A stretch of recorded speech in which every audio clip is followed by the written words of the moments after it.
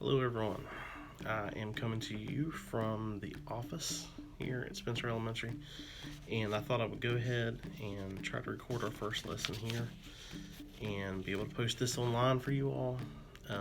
I know we just kind of covered worry within the last couple weeks, but in light of everything, I thought it would be a good idea for us to kind of go back over it and talk a little bit about why worry, what worry looks like, a little bit about how we feel when we're worried, um, kind of get that idea in place, and then we're going to kind of build off of that a little bit and focus on that for the next couple weeks. So I hope, first off, I hope you all are staying safe and that you're not driving your parents too crazy so far. But what we're trying to do today is just talk a little bit about how we feel when we're worried, about our body, the way our body feels when we're worried. And worry is a natural part of life. We've talked about this before. We have the amygdala in our brains that essentially acts like that smoke alarm. We talked about that idea of having a smoke alarm in our house, and about how that if there's a fire in the house, the smoke alarm goes off, and when it goes off, that's all you're thinking about. It's got to get out of the house. I got to get out of the house. So it's kind of the same idea here. When we have stress, when we have worry, when things come up, we are trying to process that, and that's what our brain does. Is it sends these signals and it goes off and tells us, hey, you're worried. So we need to figure out why we're worried. And one of the sheets that I sent home with some of the younger kids, sheet something similar to this, it talks about how worry can feel in our body, because worry is a natural part of being. A little bit of worry is fine. We've talked about that before. But it's when things become excessive, when we fixate on things, they become a real stressor to us. And so that's one of the ideas that we are really trying to get past today, because so many people struggle with just general anxiety. With the state of things today, people's anxiety may be on a different level. Friday, your anxiety may have been here, but after everything, your anxiety may be up here now. And that's understandable, because that happens to everybody. And it can manifest itself in a lot of different ways. You can have headaches, you can sweat profusely, you can get dizzy, tired. And, like I said, ultimately, everybody processes anxiety and stress differently. So it may make you feel different than it makes your neighbor feel. Might make you feel differently than even your siblings feel.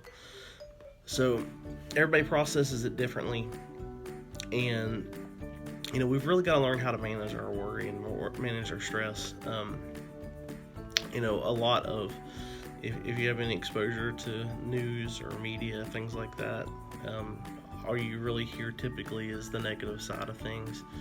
But there's a lot of positives.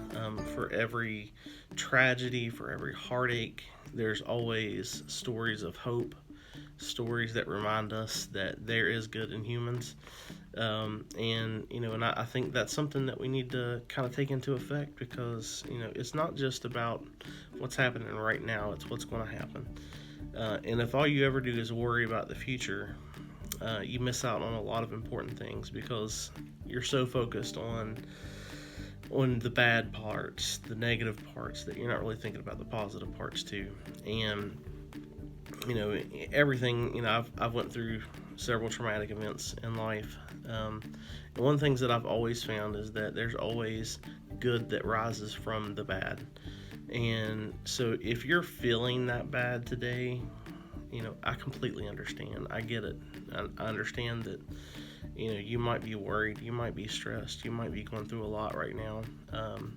Maybe your family is feeling it right now. Maybe because of everything that's going on, maybe you don't really know how to feel right now. But I just want you to be able to look for the positives, look for the good things that are happening even through the bad stuff. Not to say that we completely disregard the bad things, but it is important for us to at least focus on the fact that there is good out there, and there are good people out there, and you could be one of those good people too. So you need to take that into account as well. So as we're going through the next few weeks, I just kind of wanted to do a little introductory video. There'll be some links below that you can go check out some different videos, kind of get a little bit of an idea of what we're going to talk about.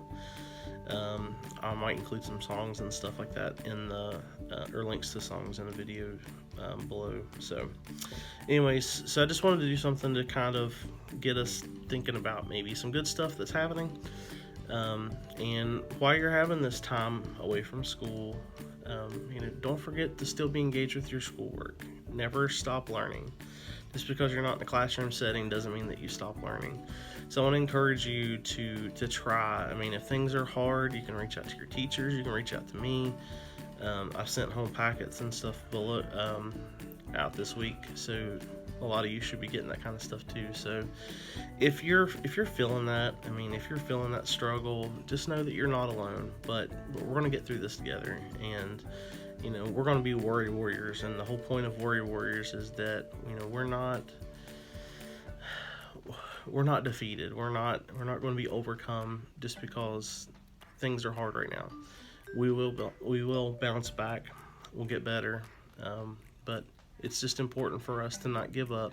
Stay focused on what you're doing. Practice being kind. Practice caring about other people. Think about other people during this time. And don't let that worry get the best of you. Just trust that that we're going to be okay, and we're going to survive. One way or the other, we're going to overcome these worries together. So you're not alone, and we're here for you. So think about that this week. How does your body feel when you're worried? What are those things? You can comment below, or you can reach me on some of the other ways I have listed in the packets. I'll include those also at the bottom of this video as well. But how does your body feel? How do you know when you're worried? And then when you are worried, what do you do with that worry? Do you let it consume you? Do you let it eat at you, gnaw at you? Or do you do something about it?